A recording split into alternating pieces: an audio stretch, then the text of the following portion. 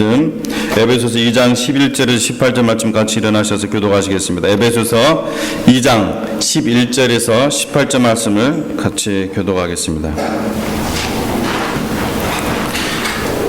그러므로 생각하라. 너희는 그때 육체로는 이방인이요 손으로 육체 행한 할례를 받은 무리라 칭하는 자들로부터 할례를 받지 않은 무리라 칭함을 받는 자들이라.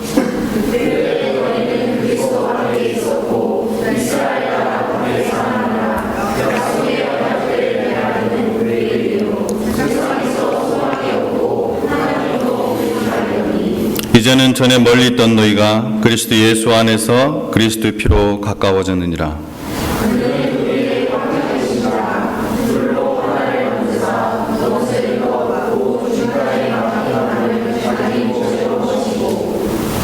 법조문으로 된 계명의 율법을 폐하셨으니 이는 이 둘로 자기 안에서 한 새 사람을 지어 화평하게 하시고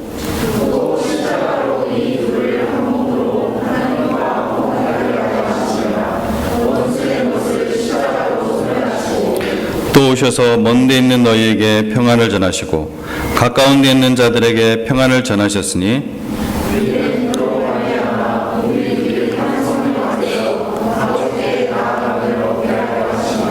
아멘. 앉아주시기 바랍니다. 하나님, 에베소서 2장 11절에서 18절까지 말씀을 우리가 함께 봅니다. 하나님께서 이 말씀을 통해서 우리에게 주시고자 하는 말씀을 허락하여 주시고 우리가 순종하는 마음으로 듣게 하셔서 참으로 하늘의 복을 우리가 이 땅에서도 맛보며 참으로 참된 인생의 최고의 가치를 실현하며 사는 삶이 되게 하여 주시옵소서. 감사하며 예수 이름으로 기도합니다. 아멘. 우리는 지난주에 하나님이 사람을 구원하실 때 그 사람에게 나타나는 세 가지 현상에 대해서 우리가 살펴보았습니다. 그러니까 지난주까지는 우리가 전체적으로 한동안 개인의 구원에 대해서 좀 우리가 함께 다루었다. 또 에베소서 말씀이 또 그렇게 거기까지는 개인의 구원에 대해서 이렇게 말씀을 하고 있습니다. 물론 그 전에는 이제 창세전부터 하나님이 어떤 계획을 가지고 어떤 목적을 가지고 이런 일을 행하셨는지 먼저 선포하고 시작을 하시죠. 모든 사람은 스스로 지은 죄로 말미암아 영원한 형벌을 받을 수밖에 없는 하나님과 원수된 관계에 놓여 있습니다. 하나님께서는 예수 그리스도의 십자가의 죽음을 통해 하나님과 사람 사이에 화해시키는 길을 친히 열어놓으셨습니다. 자신이 죄인임을 하나님 앞에서 시인하는 사람에게만 주시는 이 회개의 영을 각 사람에게 넣어주셔서 그 십자가의 복음을 믿게 하시고 그리고 구원을 선물로 받게 하십니다. 그래서 이 모든 과정이 하나님의 자녀로 거듭나지 않은 사람은 도저히 알 수도 없고 또 들으면 참으로 미련하게 들리는 하나님의 신비고 또한 하나님의 은혜입니다. 그래서 사도 바울은 이 복음을 설명할 때 자주 사용하는 단어가 비밀이라는 단어를 자주 사용하고 은혜라는 단어를 자주 사용합니다. 그리고 복음을 전도할 때 미련한 것이라고 심지어 표현할 것이 합니다. 왜? 그것이 하나님 은혜로 거듭나지 않은 사람에게는 이게 굉장히 미련하게 들리는 거예요. 오직 생명으로 거듭난 사람은 내가 영적으로 죽어 있었구나 이것을 깨달을 수 있기 때문에 도저히 사람의 지혜로는 하나님께 나올 수 없도록 하나님께서 만들어 놓으셨기 때문에 이것이 신비고 비밀이고 지혜고 은혜인 것입니다. 그런데 이렇게 개개인에게 일어나는 하나님의 구원 사역은 겨우 시작에 불과합니다. 이제 스타트 라인을 막 출발한 거에 불과해요. 문제는 많은 사람들이 여기에 멈춰있기 때문에 진정한 구원이 무엇인지도 모르니까 구원으로 주시는 하나님의 그 영생의 기쁨, 구원의 기쁨도 없고 오히려 하나님의 영광을 가리우고 주님의 몸된 교회를 부끄럽게 하는 것입니다. 아이가 이제 막 갓 태어났는데 그 태어난 뒤에 이제 다 됐다 하고 성장을 멈춰버린다면은 결코 정상이 아니죠. 마라톤 선수가 땅 하는 소리와 함께 출발을 딱 했는데 출발과 함께 그 자리에 딱 주저앉아가지고서 이제 다 됐다 하고 앉아버리는 그런 일보다 더 어리석은 일이 자기가 하나님의 자녀가 되었다는 것으로 그냥 그것이 다인 줄 알고 멈춰버리는 인생인 것입니다. 오늘 메시지는 아이러니하게도 교회 다니는 수많은 사람들에게 일어나는 병폐이기 때문에, 이런 병폐가 있기 때문에 나도 혹시 그런 사람이 아닌가 비춰보는 마음으로, 나의 삶의 영역에서 혹시 그런 부분이 있지는 않은가 하나님의 말씀에 비춰보는 마음으로 오늘 그리고 다음 주 이어서 들으시기 바랍니다. 그래서 오늘 사실은 22절까지 말씀을 본래 준비를 했었는데 좀 너무 길어졌어요. 그래서 18절까지 제가 끊었습니다. 그래서 일종의 이제 다음 주 설교는 연결되는 설교를 할 수 있습니다. 11절 12절 말씀을 먼저 다시 한번 읽어보도록 하겠습니다. 그러므로 생각하라. 너희는 그때의 육체로는 이방인이요 손으로 육체 행한 할례를 받은 무리라 칭하는 자들로부터 할례를 받지 않은 무리라 칭함을 받는 자들이라. 그때 너희는 그리스도 밖에 있었고 이스라엘 나라 밖의 사람이라. 약속 언약들에 대하여는 외인이요 세상에서 소망이 없고 하나님도 없는 자들이니. 성경에서 이방이라는 것은 그냥 스트레인저를 얘기하는 것이 아니라 유대인 외의 모든 사람들을 성경에서는 이방이라고 가리킵니다. 하나님께서 이렇게 사는 것이 하나님의 백성이다 하고 샘플 민족을 만들기 위해서, 모델 민족을 만들기 위해서 택한 이스라엘 백성 외에, 유대인 외에 모든 사람을 이방인이라고 합니다. 에베소 교회에는 유대인 그리스도인들과 이방인 그리스도인들이 섞여 있었습니다. 그러니까 그리스도인인데 당시에 초기에 복음을 전하면서 물론 당연히 예루살렘부터 복음을 시작했기 때문에 유대인 그리스도인들이 당연히 있었겠죠. 근데 그들이 핍박을 피해서 에베소로, 하나님의 섭리 속에서 이제 그리스도인들이 퍼져나가는 장면이죠. 퍼져나가면서 복음이 퍼져나가는 것이죠. 그래서 이 에베소 지역의 교회가 세워졌는데 당연히 이쪽은 이방 지역이기 때문에 이방인 에베소인들이 많았겠죠. 아마 에베소인들이 주를 이루었을 것입니다. 물론 핍박을 피해간 유대인 그리스도인들도 있었겠지만 어쨌든 이렇게 섞여 있는 상태예요. 그래서 이 사도들은 지금 생각하라, 그러므로 생각하라라는 단어를 사용하고 있는데요. 그래서 생각하라는 단어는 기억하라는 뜻입니다. 기억하라. 원어적인 의미는 기억하라 이런 뜻이에요. 그래서 개구리가 올챙이적 시절 못한다 이런 말 아시는지 모르겠습니다. 여기 사는 그 1.5세나 2세들은 일종의 이제 영어 표현은 It is old cows nations that she was never calf 뭐 그런 뜻일 거예요. 그게 개구리가 올챙이적 시절 생각 못한다. 이 사람 영어로는 왜 소를 얘기하는지 모르겠어요. 한국말로는 개구리 얘기를 하는데 anyway, 개구리가 올챙이적 잊어버린다고 우리는 과거에 구원받기 전의 모습을 자주 잊어버립니다. 그런데 왜 과거를 기억하라고 할까요? 왜 사도 바울은 이방인들에게, 특별히 이방인 그리스도인들에게 지금 11절은 얘기하고 있는 것이죠. 너희는 했을 때. 왜냐하면 할례 받지 않은 자들이라고 얘기하고 있고 또 12절에 또 그들이 어떤 자들인지 설명하는 거 들어보면 특별히 이방인 그리스도인들에게 얘기를 하고 있는 거예요. 이 부분은 적어도. 그래서 왜 그들의 과거를 기억하라고 할까요? 조금만 생각해보면 알 수가 있죠. 우리는 6월이 되면은 북한에 대한 경계태세를 강화하기 위해서 뭐라고 얘기합니까? 6.25를 기억하라. 제가 어렸을 때 초등학교 다닐 때는 뭐 상기하자 6.25 이런 표어가 있었던 것 같아요. 상기하자. 근데 상기하자라는 말이 좀 한자어라서 요즘은 6.25를 기억하자 그냥 이렇게 하는 것 같습니다. 또 태평양 전쟁 때 미국 정부가 국민의 이 항전 의욕을 고치시기 위해서 진주만을 기억하라는 슬로건을 만들었다고 합니다. 진주만을 기억하라. 이처럼 과거를 기억해야 현재를 똑바로 살 수 있습니다. 구원받기 전에 과거를 잊어버리면은 무엇을 잊어버리냐면 구원의 은혜까지 잊어버립니다. 그 감격을 잊어버려요. 구원의 감사한 마음을 잊어버려요. 사도 바울이 위대한 것은요, 자신이 구원받기 전에 얼마나 죄인이었는지를 잊어버리지 않았기 때문이에요. 그는 항상 하나님의 교회를 핍박하던 자신을 잊지 않았습니다. 그래서 그는 뭐라고 합니까? 심지어 자신을 죄인 중에 괴수라고까지 표현을 해요. 괴인 중에 비스트라는 거예요. 비스트, 괴물. 잊지 않았어요.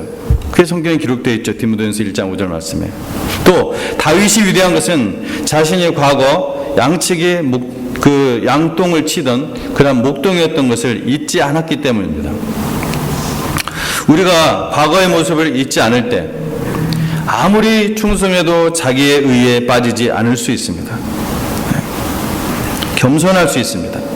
누가복음 17장에 예수님께서 직접 말씀하신 것처럼 우리는 무익한 종이라 우리가 당연히 다만 하여야 할 일을 했을 뿐입니다 라고 주인에게 고할 수 있는, 열심히 일하고 나서도 우리는 무익한 종입니다. 다만 우리가 하여야 할 일을 했을 뿐입니다. 이렇게 고백할 수 있는 그런 삶이 되는 거죠. 그런 의미에서 사도 바울은 이방인들이 구원받기 전에 어떤 상태였는지 기억하라고 하는 것입니다. 유대인들은 언약의 표시인 할례를 행하지 않았던 이방인들을 차별했습니다. 여기서 11절 말씀에 육체에 행한 할례를 받은 무리라 칭하는 자들로부터 할례를 받지 않은 무리라 칭함을 받는 자들이라. 말이 좀 이렇게 막 굉장히 길어지는데 그렇게 얘기했겠어요. 할례를 받지 않은 무리구나 이렇게 얘기를 했겠어요? 이게 무슨 의미입니까? 굉장히 멸시했다는 얘기입니다. 멸시. 유대인들이. 그래서 그들을 우상을 섬기는 개같이 여겼어요. 또 12절 말씀에 보면은 뭐라고 합니까? 여러 가지 그들이 없는 자였다, 외인이었다는 얘기가 나오는데 우리가 이미 읽었기 때문에 군데군데 하나씩 한번 살펴보도록 하겠습니다. 첫째, 그들은 뭐라고 합니까? 그리스도 밖에 있었다고 합니다. 그리스도 밖에 있었다. 그리스도는 하나님 아버지께로 갈 수 있는 유일한 길이요, 진리요, 생명입니다. 그러므로 그들은 죽음과 저주 아래 있었다는 거죠. 그리스도 밖에서 죄의 문제도 죽음의 문제도 해결하지 못하던 자들이었다는 거죠. 흑암의 권세 아래서 그 영향력 속에서 그 통치 속에서 살았다는 거예요. 흑암의 권세라는 것은 어떤 신비한 것이 아닙니다. 사탄의 경제 시스템, 사탄의 정치 시스템, 사탄의 인간관계 시스템에서 항상 갈등하고 힘들어하며 또 그것이 다인 줄 알면서 살았던 그 인생, 거기에 눌려 살던 자들, 그들이 바로 너희들이었다. 또 뭐가 없다고 합니까? 이스라엘 나라 밖의 사람이라고 했습니다. 그래서 나라라는 것은 저번 주에 우리가 바실레우스 그 다음에 바실레이아 두 단어를 우리가 한번 살펴봤던 걸로 기억하는데요. 바실레이아는 여러분이 저번에 설명한 것처럼 왕국을 얘기합니다. 나라라는 개념보다는 왕국이라는 뜻이에요. 왜 그게 더 중요하냐면 왕의 나라라는 거예요. 통치의 개념이 굉장히 강하게 들어있습니다. 왜냐하면 바실레아라는 단어 자체가 바실레우스라는 단어로부터 나온 거예요. 먼저 그게 단어가 생긴 거예요. 그러니까 바실레우스는 뭐냐면 왕이라는 뜻이거든요. 그 왕이 먼저예요. 왕. 통치자가 먼저입니다. 우리 지금 나라 하면은 어떤 개념이 드냐면은 국민들이 뽑아서 만든 그 대통령 이 개념을 갖고 있거든요. 그렇지 않아요. 이미 왕이 있고 이미 왕 대신 하나님이 있고 거기에 통치를 받는 나라, 그게 바로 왕국이에요. 왕국. 그래서 왕국이라는 번역이 좀 더 좋습니다. 어쨌든 여기서 이스라엘 왕국 밖의 사람들이다, 이스라엘 나라 밖의 사람들이라는 것은 뭐냐면 이스라엘 나라는 어떤 혜택을 갖고 있었냐면 바로 왕 대신 이 하나님 대신 그 하나님이 친히 왕 되시고 주님 되셔서 그들이 직접 통치를 받는 그러한 특권을 누렸던 자들이에요. 그러나 이방인들은 그런 것들이 없던 자들이죠. 그들이 잘하나 못하나 통치가 없는 거예요. 이스라엘 백성들이 여러 가지 어려움들이 고난들이 있었던 건 뭡니까? 하나님께서 그들이 죄를 범할 때 하나님의 통치 속에서 계속해서 사랑의 채찍질을 하였던 것이죠. 그들은 또 뭐가 없었다고 했습니까? 소망이 없었던 자리다. 셋째, 약속의 언약에 대해서 말씀보겠습니다. 약속의 언약들에 대해서 외인이었다. 약속의 언약이 없었다고 얘기합니다. 이게 무슨 말이냐면 하나님께서는 아브라함에게 언약을 해주셨죠. 아브라함을 택하셔서. 그래서 그 약속을 따라서 가나안으로 향하는 거예요. 그래서 하나님께서 가나안 땅을 약속하시고 그 다음에 나중에는 뭘 형성하게 하십니까? 민족을 형성하게 하십니다. 피플을 만드셔서요. 민족을 형성하게 하세요. 그 순수한 민족이 어디서 만들어집니까? 이집트 땅에서 만들어집니다. 70명의 이스라엘 사람들이 가서, 야곱의 자손들이 가서 무려 약 200만에서 250만 정도 되는 그러한 민족이 만들어져서 나오죠. 그 다음에 그들이 이제 드디어 약속한 가나안 땅 들어갔을 때 하나님께서 무엇을 주십니까? 율법을 주십니다. 국민, 영토, 주권, 이렇게 되면 뭐가 만들어져요? 나라가 만들어지죠. 하나님께서 이 언약을 주신 거예요. 그래서 이것을 통해서 하나님께서 무엇을 약속하시는 거냐면은 영원한 하나님의 나라를, 이거를 보여주시고 약속하시는 거예요. 이스라엘 백성에게, 너희 믿는 자들에게, 나의 언약을 믿는 자들에게 이것을 내가 약속하마. 근데 이방인들에게는 이러한 언약이 없었죠. 없었다는 거예요. 또 뭐가 어떠겠습니까? 세상에서 소망이 없는 자들이었어요. 그들이 세상에 살 때 소망이 없었던 자들이에요. 소망이 있긴 있었던 것 같죠, 그들에게. 예수를 믿게 된 여러분도 어떤 소망을 갖고 살았었잖아요, 그죠? 근데 그것이 성경을 딱 하나님 나라 안으로 딱 들어서 보니까 다 그게 죽은 소망이잖아요. 결국은 세상 사람들이 꿈꾸는 그런 소망들은 돈과 명예와 또 성공, 또 소소한 어떤 소시민으로서의 행복, 이런 것들 아니겠습니까? 근데 이게 사실은 다 뭐예요? 이미 영적으로 죽은 상태에서 지옥으로 가는 길을 그냥 가는 거예요. 더군다나 그것이 잘 될 때, 돈 잘 벌고 성공 막 쭉쭉쭉 하고 또 그냥 권력이 있고 명예가 있으면 이게 이제 마약이 되는 거죠. 빠져나오기 힘든 거죠. 지옥으로 가는 마약입니다. 마약이 어때요? 한번 빠지면 나오기 힘든 거예요. 그래서 예수님께서 마태복음 5장에서 7장에서 팔복에 대해서 말씀하실 때 가난한 자들을 자꾸 얘기하시는 거예요.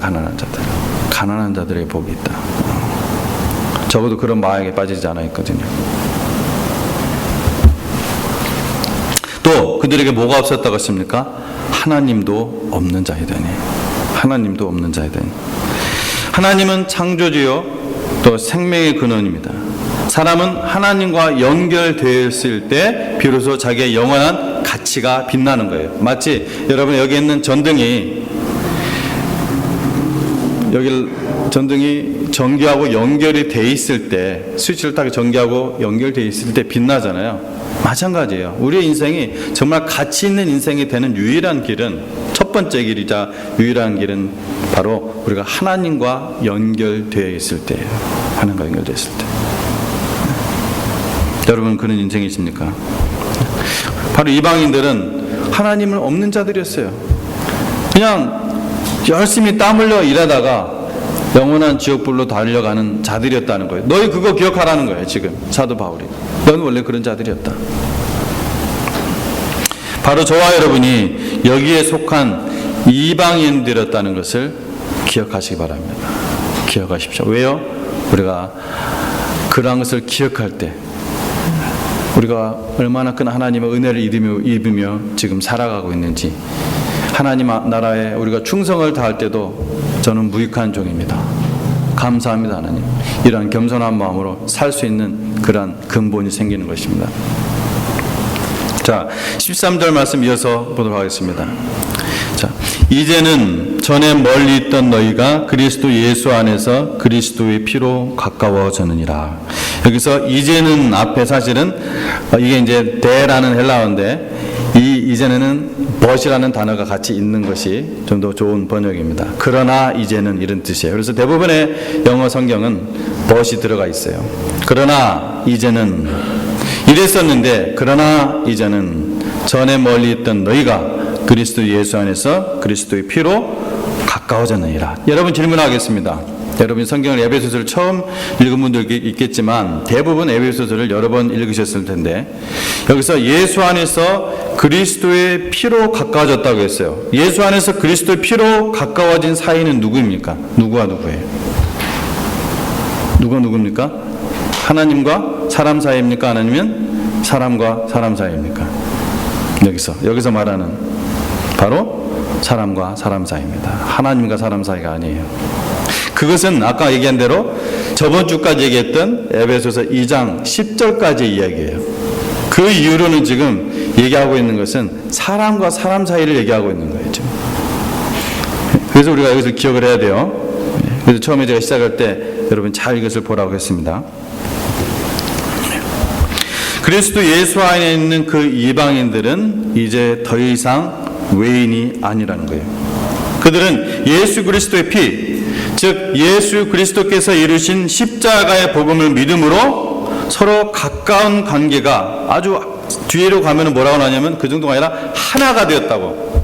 또 하나, 그것을 행하신 일이 누구냐면 하나님께서 하나로 만드셨다고 그렇게 말씀하십니다. 우리가 이 관계에 대해서 생각하기 전에 먼저 이 관계를 가능하게 한 것이 무엇인가, 거기에 주목할 필요가 있습니다. 그것은 뭡니까? 말씀에 의하면 오직 예수 그리스도의 피입니다. 예수 그리스도의 피로 바꿔졌다고 했어요. 많은 사람들이 여전히 율법을 지킴으로써 또는 어떤 그룹에 속함으로써, 그게 뭔 말이냐면은 어떤 이스라엘에 속함으로써, 유대인들은 그렇게 생각하죠. 자기가 이스라엘의 자녀로 태어나면 자기가 하나님께 가까워진 거라고 생각해요. 또 우리 교회에 적용한다면은 자기가 그냥 교회에 출석하면은, 교회에 그냥 다니는 것으로 자기가 그 그룹에 속하는 것, 그 하나님께 가까워진 것으로 생각을 한단 말이죠. 그것도 잘못된 것입니다. 여러분, 교회 출석한다고 해서 가까워지는 것이 아니에요. 하지만 하나님께 가까이 나아가는 유일한 길은 뭐라고 했습니까? 오직 예수 그리스도의 피, 바로 십자가의 그 복음뿐입니다. 예수님께서 십자가 위에서 행하셨던 일, 죄인들의 자리에서 죄인을 대신해서 받으셨던 그 형벌로 말미암아, 그 피로 말미암아 우리를 하나님께 가까이 나가게 하신 것이죠. 자, 여러분들이 제 말을 들으면서 혼동을 하면은 안 돼요. 뭐냐면 지금 13절 말씀을 읽을 때 이제는 전에 멀리 있던 너희가 그리스도 예수 안에서 그리스도 피로 가까워졌느니라 했을 때 분명히 이것은 하나님과 우리 사이가 아니라고 했어요. 바로 이방인과 유대인 사이라고 했습니다. 그런데 또 한 가지 우리 착각하지 말아야 할 것은 이방인들 쪽에서만 이 일이 일어난 것이 아니라는 거예요. 유대인들은 하나님께 택한 백성이고 언약의 백성이고 또 언약의 할례를 받았고 또 율법을 받았기 때문에 하나님께 가까이 나갈 필요 없이 그냥 하나님께 속한 자리에 그 자리에 있었고, 너희 이방인들이 가까이 온 것이다 가 아니라는 거예요. 결코 아닙니다. 자칫 이 말씀을 그렇게 착각해서 읽을 수가 있어요. 이방인들이, 유대인들도 예외 없이 오직 예수 그리스도의 피를 통해서만 하나님께 가까이 나갈 수가 있어요. 이게 뭐냐면, 이게 여러분이 머릿속에 뭘 연상하시면 되냐면, 하나님께서 가운데 딱 계시고 여기 유대인들이 있고 여기 이방인들이 있어요. 하나님께서 양쪽을 가까이 오게 하신 거예요. 이렇게 해서 하나 만드신 거예요. 유대인들이 여기 있는데 이방인을 이렇게 데리고서 한 것이 아니라 양쪽 떨어져 있는 유대인들과 이방인들을 가까이 오게 하셔서 뭘로요? 예수 그리스도의 피로 그렇게 해서 하나 되게 만드셨다는 거예요. 이 양쪽을 가까이 오게 만드신 거예요. 자, 그런데 하나님께서 이렇게 이방인과 유대인 사이를 가까이 오게 하셔서 평화를 이루셨다, 그런 수준이 아니에요. 그런 수준이 아니라는 거 사도 바울은 더 얘기를 하고 있어요. 14절 보겠습니다. 그는 우리의 화평이신지라. 그는 우리의 화평이시라는 거예요. 누가 화평해? 누가요? 그가? 예수님이. 단지 평화를 만들어주는 간접적인 역할을 하는, 중간에서 평화협상을 만들어주는, 마치 미국이나 중국이나 일본이 중간에 껴가지고서 북한과 남한을 평화협상 이게 해주는 그런 게 아니라, 간접적인 곳에 있는 것이 아니라 예수님 자체가 평화라는 거예요. He is peace. He is shalom. 자, 그게 이제 중요합니다. 그 차이가 뭐냐? 굉장히 중요해요. 그 뭐냐면은 오직 예수님을 마음속에 영접한 사람만이 이 평화의 관계에 들어갈 수 있다는 거예요. 왜요? 예수님이 평화이기 때문에. 예수님이 평화이기 때문에 평화의 신, 샬롬의 신, 예수님을 마음속에 모신 사람만 이 평화의 관계에 들어갈 수 있다는 것입니다. 즉, 성경적 복음 안에서 예수님을 같은 주로 모신 사람은 서먹한 사이나 심지어 적대적 관계를 맺으며 살 수 없다는 거예요. 제 말을 이해하십니까? 만약 그 사람이 그리스도인이라고 스스로 주장한다면 평화의 예수님을 마음속에 모신 사람이에요. 그렇다면은 내가 그 평화를 가지고 다니는 사람이에요. 평화를 풍기며 다니는 사람이에요. 내가 모르는 사람, 서먹한 사람, 심지어 적대적 관계 있는 사람도 평화의 신 예수님이 내 안에 있기 때문에 나는 어떻게 삽니까? 평화를 만들며 사는 것입니다. 그게 그리스도인이에요. 예수님이 한 발짝 떨어져서 평화를 만들어준 것이 아니라 예수님 자체가 평화라는 것이 그래서 중요해요. His peace.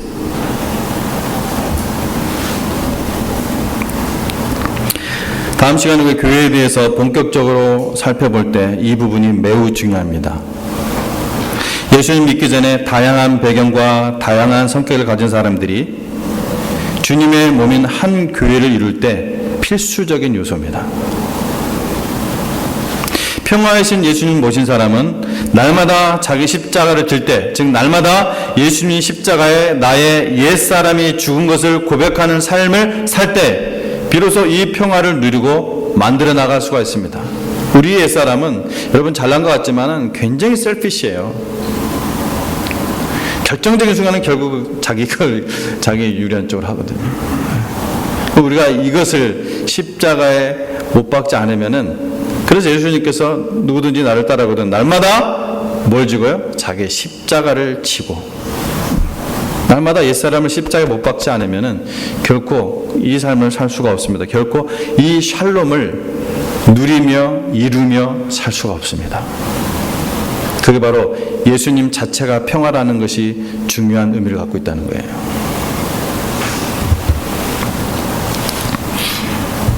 자, 그것은 다음 주에 좀 더 자세히 살펴보기로 하고 14절과 15절을 자세히 살펴보도록 하겠습니다. 14절, 그는 우리의 화평이신지라 둘로 하나를 만드사 원수된 것 곧 중간에 막힌 담을 자기 육체로 하시고. 자, 여기에 중간에 막힌 담 하고서 그 앞에 원수된 것 이렇게 좀 나옵니다. 원수된 것. 근데 이게 좀 14절 15절 말씀을 제가 이제 우리나라 성경 이 번역은 좀 아무래도 좀 안 좋은 것 같아요. 이 번역이. 왜냐하면 제가 여러 개를 찾아봤어요. 물론 이제 영어로도 봤지만은 이제 뭐 원어로도 보고 또 이제 크리스천 주이시 크리스천들이 만든 주석서도 보고 했는데 다 얘기하는 것이 뭐냐면 여기서 원수된 것은 중간에 막힌 담이 아니라 법조문으로 된 계명의 율법이라는 거예요. 근데 우리나라 성경을 볼 때는 원수된 것이 곧 중간에 막힌 담처럼 이렇게 돼 있거든요. 그렇게 보이지 않아요, 여러분에게는? 그렇게 보이죠? 그렇게 꾸며주고 있잖아요, 우리나라 문법으로는. 근데 사실은 원수된 것이 뭐냐면 법조문으로 된 계명의 율법이에요. 번역이 이렇게 돼서 뭐 제가 죄송한 건 아니지만 어쨌든 큰 의미는 아니에요. 근데 그 순서가 그렇다는 것입니다. 그래서 일단 두 가지가 있어요. 중간에 막힌 담과 법조문으로 된 계명의 율법. 우리 두 가지를 좀 살펴보도록 하겠습니다. 자, 잠깐 파워포인트를 잠깐 보도록 하죠. 이 중간에 그 막힌 담이 무엇인지, 사도 바울이 무엇을 연상하면서 이 이야기를 하고 있는지. 이방인들이 성전 안 나오네요? 네? 그거 말고 그 다음 거. 네, 이거요. 좀 잘 안 보이시겠지만은 이따 좀 자세히 저 위에 그 그림을 다시 한번 보여드릴게요. 실제 그림을 보여드리기 위해서. 네, 점도 잘 안 보이시겠네, 작아서. 자, 이게 지금 성전이에요. 성전. 성막이 아니라 성전입니다. 네. 이건 이제 특별히 그 이스라엘의 그 솔로몬 성전, 또 스룹바벨 성전, 또 마카비아 성전, 헤롯 성전, 이게 네 가지 정도가 있는데, 이거는 이제 마지막 예수님 당시에 있었던 그 성전인 헤롯 성전이에요. 헤롯이 지은 성전입니다. 이 이제 이 성전이 이게 외벽이에요. 이 가운데 있는 게 성전이고요. 이게 성전이고, 그 다음에 이게 성전 내벽이에요. 그리고 이게 성전 외벽. 이쪽이 서쪽이고 이쪽이 이제 동쪽입니다. 그래서 여기 이제 금문이라고 하고요. 골든 게이트. 또 여러분이 성경에서 읽을 때 종종 나오는 단어들이 뭐가 있죠?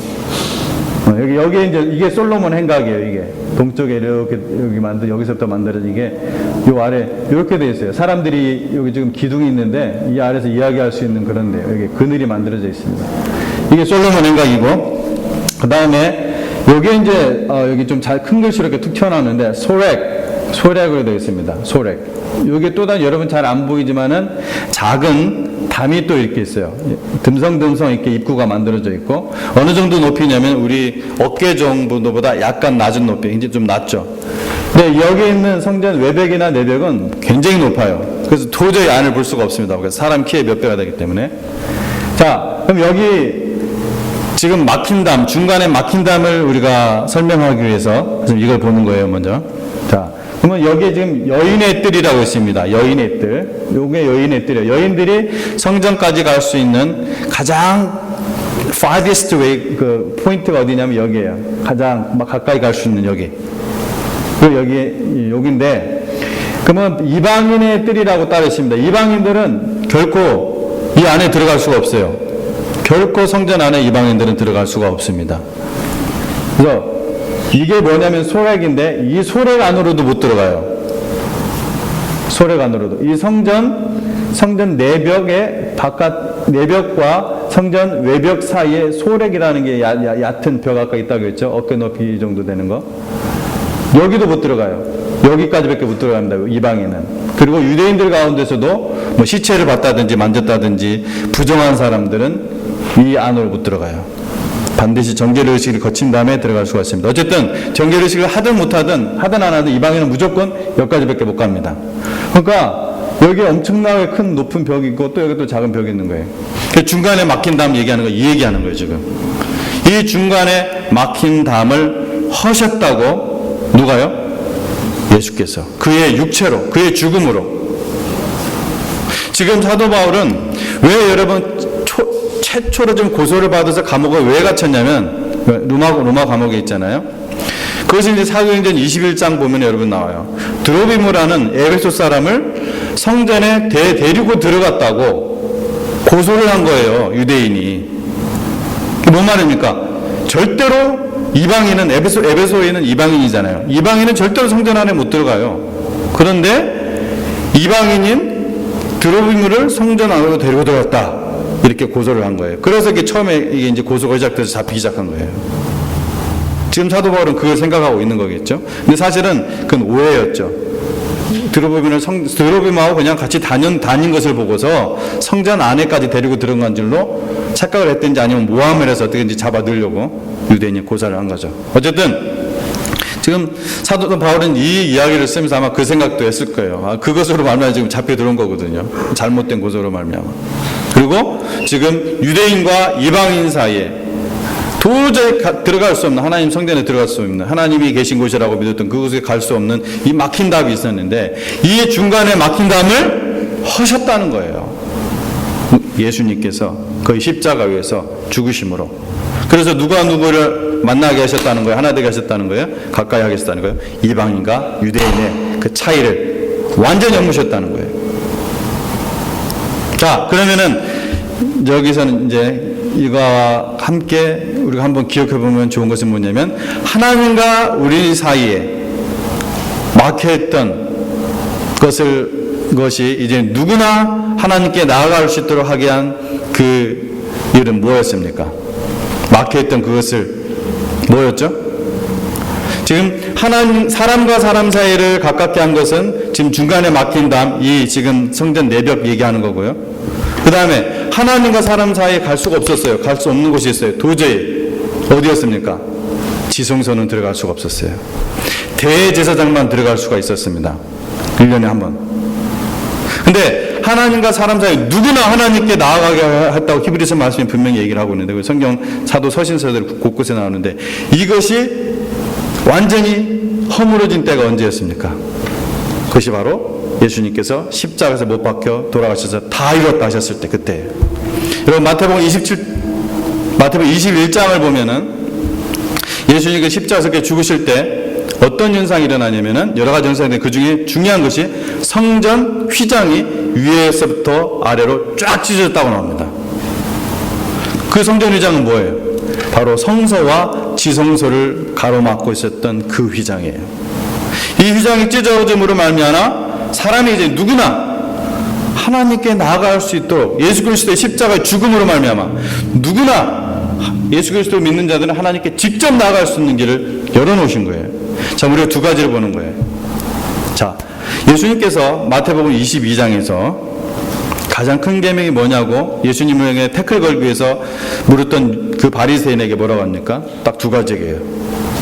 하나님 사랑, 그 다음에 이웃 사랑. 이것이 모든 율법과 선지자의 계명이라고 얘기하십니다. 뭡니까?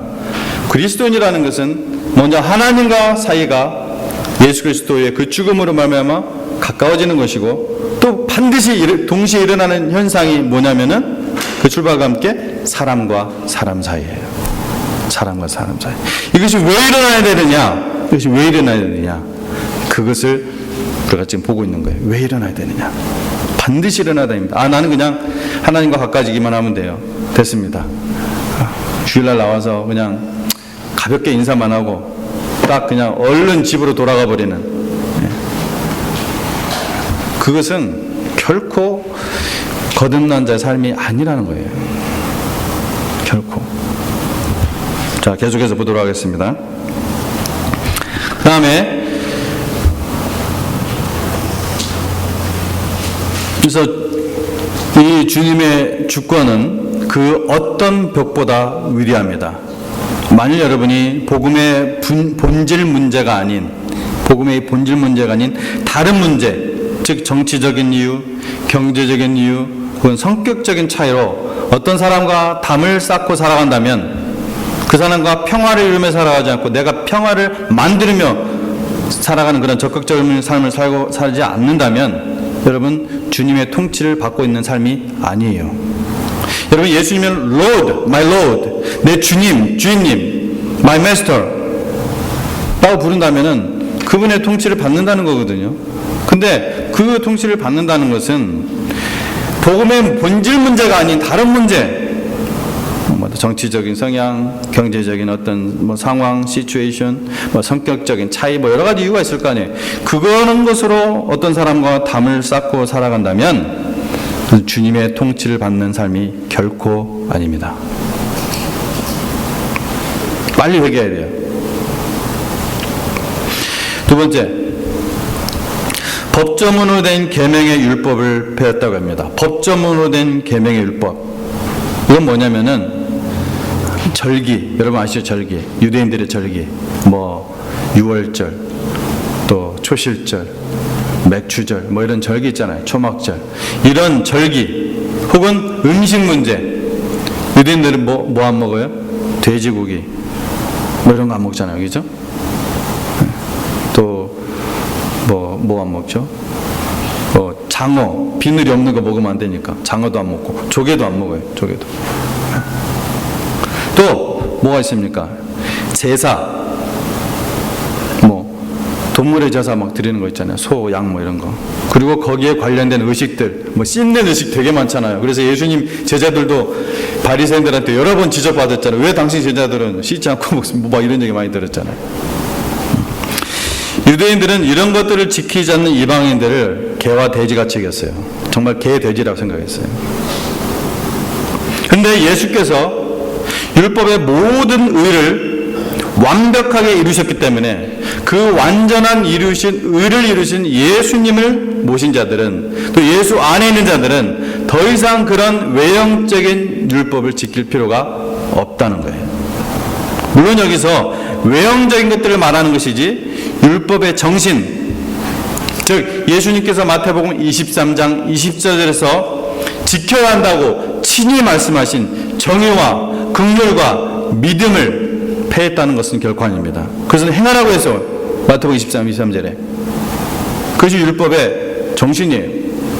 정의와 믿음과 또 긍휼. 우승해야 돼요. 여기서 말하는 것은 바로 이런 의식들을 얘기하는 거예요. 절기 지키고 음식 문제 이런 것들이요. 여러분 지금 돼지고기 잘 드시잖아요. 저도 소고기보다 삼겹살을 더 좋아하는데 싸먹는 거 좋아하기 때문에. 그래서 오히려 예수님을 닮는 삶을 사는 것이 진짜 그리스도인의 삶입니다. 그런 것들이 아니라. 그래서 이런 법조문으로 된 계명의 율법을 폐했다는 거예요. 자, 그런데 또 놀라운 것은 단지 유대인들과 우리와 같은 이방인들을 그리스도의 피로, 즉 예수 그리스도의 그 십자가로 하나님께 나아오게 하셔서 평화의 신 예수님으로 말미암아 평화를 이루게 하셨을 뿐만 아니라 뭘 하셨다고 했냐면요, 15절에 한 세 사람을 지었다고 했어요. 한 세 사람. 오늘 여러분 설교 제목이 뭐죠? 오늘 설교 제목이 뭔지 아세요? 그리스도께서 만드신 한 세 사람입니다. 그리스도께서 만드신 한 세 사람. 여러분, 이 한 세 사람이 누굴까요? 지금 이방인과 유대인을 하나 되게 하셔서 한 세 사람 만들었다고 했어요. 이게 누굴까요? 이게 바로 교회입니다. 이게 바로 교회예요. 이게 교회. 여러분, 교회는 그래서 어떤 조직이 아니에요. 오르가니제이션이 아니에요. 오르가니즘입니다. 생명체예요. 생명체. 한 세 사람 만들었다고 했어요. 이건 세 사람이에요. 세 사람. 이전에는 없었던 한 세 사람. 이렇게 유대인과 이방인을 예수님 안에서 모은 것은, 그래서 한 세 사람을 만든 것은 우리가 몇 주 전에 보았던 에베소서 1장 10절 있죠. 그 말씀에서 말씀하는 하나님의 영원한 목적의 부분적인 완성입니다.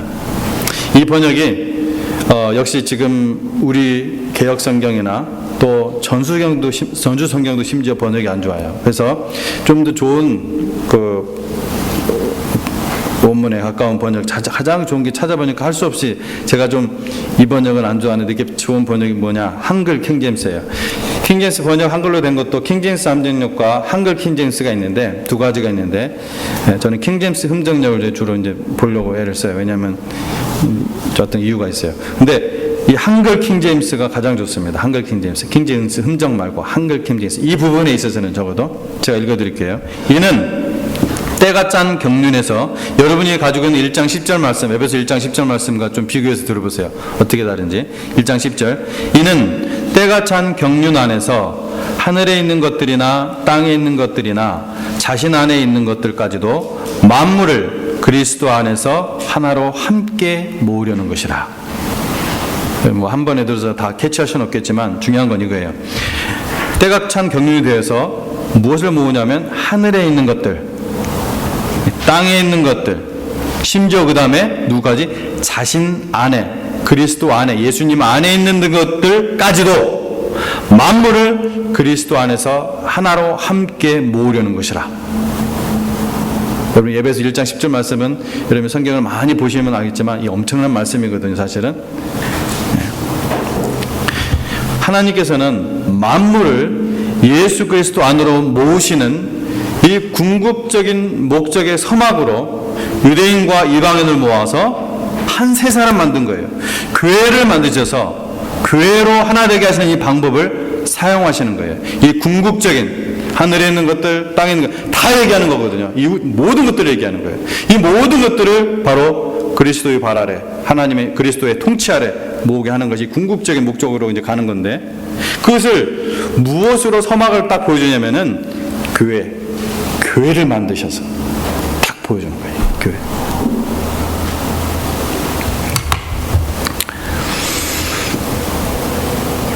우리가 그 우주적 역사의 극치를 이루는 서막의 백성들이라는 것입니다. 여러분, 오늘 그리고 이번 주 그것을 조용히 묵상하는 시간을 여러분 제가 강력히 좀 권합니다. 쉽게 여러분한테 어떤 면에서는 제가 듣는 말로는 잘 전달이 안 되고 느낌이 잘 안 올 줄 몰라요. 그래서 여러분 묵상할 필요가 있어요. 굉장히 큰 은혜가 있을 겁니다. 여러분이 구원받아서 그리스도 안에만 있다면은 아무리 궁핍하고 작은 자라도 여러분 엄청난 자들이에요. 그런데 이 세상에서 아무리 많은 것을 가지고 있고 또 높은 지위가 있다 하더라도 구원받지 못한 그리스도 밖에 있는 자라면은 가장 불행한 자입니다. 가장 불행한 자예요. 그날이 오면은 분명하게 나타납니다. 그 모든 것을 그리스도 안에서 하나로 통일시키는 그날이 오면. 마지막 17절 18절 말씀 보고 마치도록 하겠습니다. 자, 17절 18절. 유대인과 이방인들 그러면 어떻게 모으셨는가? 그 얘기를 하고 있는 거예요. 어떻게 모으셨는가 하나님께서. 17절. 또 오셔서 먼데 있는 너희에게 평안을 전하시고 가까운 데 있는 자들에게 평안을 주셨으니. 이건 뭐니까 same gospel로 이렇게 했다는 거예요. 먼데 있는 너희들에게 평안, 가까이 있는데 너희들에게도 평안. 평안의 복음. 네. 먼데 있는 자들에게 평안의 복음을, 가까운 데 있는 자들에게 평안의 복음을, 같은 복음을 듣고 믿게 하심으로 모으셨다는 거예요. 다음 18절 보도록 하겠습니다. 그들은 같은 복음을 들었을 뿐만 아니라 또 18절에 이는 그로 말미암아 우리 둘이 한 성령 안에서 혹은 한 성령에 의해서 아버지께 나아감을 얻게 하려 함이라. 유대인에게 혹은 이방인에게 더 큰 특권이 있는 것이 아니에요. 모두 똑같이 받은 한 성령, 똑같은 그 한 성령 안에서 누구나 하나님께 나아갈 수 있습니다. 목회자나 혹은 사제를 통해서만 나아갈 수 있다고 가르치는 가르침은 비성경적입니다. 누구나 나아갈 수 있게 하셨어요. 한 교회를 이루셨어요. 누구나. 말씀을 좀 정리하고 마치도록 하겠습니다. 우리는 모두 구원받기 전 이방인이었습니다. 아무런 소망도 없이 영원한 죽음의 길을 가고 있는 것도 모르고 열심히 가고 있었어요. 좀 게으른 분도 있었는지 모르겠지만 열심히 살았겠죠. 그러나 이제는 예수 그리스도의 피로 거듭나서 주님의 몸인 교회를 이루며 주님 나라를 향하여 함께 나아가고 있습니다. 우리는 이제 하나님의 택한 백성, 또 부르심을 받은 백성, 또 이 세상에 파송받은 백성, 또 영적 이스라엘이 된 것입니다. 다양한 배경을 가진 사람들이 함께 모이게 됩니다. 여러분 복음을 알았다고 해서, 그 복음의 진술을 알았다고 해서 반박하고 비판하는 것으로 참된 그리스도인의 삶을 사는 것으로 착각하지 마십시오. 참 영생 안에 나타나는 성령의 그 열매가 풍성해지는 것이 바로 그리스도인의 삶입니다. 그러한 삶은 나와 전혀 다른 사람, 맞지 않은 사람이라고 할지라도 같은 복음을 듣고 또 한 성령을 받았다면 내가 먼저 가까이 가서 샬롬을 나누고 교제하는 것이, 그래서 정말 하나님께서 만드신 그 한 몸을 정말 이뤄나는 것이, 한 세상을 만들어내는 것이 진짜 그리스도인의 삶입니다. 그리고 그렇게 한 세상을 만드는 것이 주님이 하시는 일입니다. 여러분 그 안에 계십니까? 여러분 그 주님의 통치하심에 아멘하며 순종하시겠습니까? 함께 기도하겠습니다. 하나님 아버지 감사합니다. 오늘도 참으로 엄청난 말씀을 통해 우리가 어떤 존재이고 또한 어떤 한 세 사람을 만드셨는지 창세전부터 계획한 하나님의 이 엄청난 계획을 인해 하나님을 찬양합니다. 하나님의 크신 지혜로 인해 하나님께 영광을 돌립니다. 하나님 아버지, 우리를 돌아볼 때 우리는 도저히 그 엄청난 역사의 그 절정의 성악의 참 백성으로서 살 수 없지만 오직 예수 그리스도의 피로 말미암아 하나님과 가까워지고, 또한 참 나와 다르고 내가 좋아하지 않는 스타일, 많은 것 배경들이 다른 사람들과도 예수님이 그 샬롬을 인하여 하나 되게 하심으로 인해, 그것에 또 순종함으로 인해 하나님 영광 받아주시니 감사를 드립니다. 우리의 삶이 더욱더 참으로 주님의 이 통치하심 속에서 하나님께서 우리를 이 땅에 보내신 그 목적을 성취해 드리며, 그래서 더욱더 하나님의 영광을 참 함께 누리는 삶이 되게 하여 주시옵소서. 감사하며 예수님 이름으로 기도합니다. 아멘.